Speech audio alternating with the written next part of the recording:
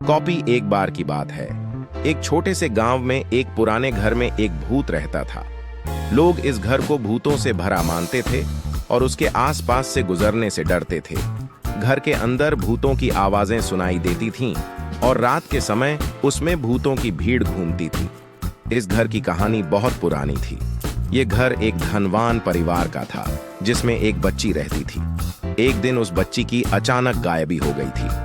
उसके माता पिता उसे ढूंढने के लिए बहुत कोशिश की, लेकिन वह कहीं नहीं मिली। उनका दुख इतना बढ़ गया कि वे खुद भी उसी दुख में दम तोड़ दिए। वर्षों बाद घर अब एक भूतों से भरा घर बन गया था। लोग इसे भयंकर मानते थे और उससे दूर रहते थे। एक रात कुछ जिद्दी नौजवानों ने इस भूतिया घर में घुसकर उसकी जांच करने का फैसला किया। वे घर में घुसे और उसके अंदर जाने के बाद उन्हें भूतों की आवाजें सुनाई देने लगीं।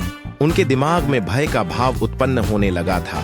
तभी एक भूत उनके सामने आ गया। वह एक बच्ची का भूत था जो उन्हें अपनी कहानी सुनाने लगी।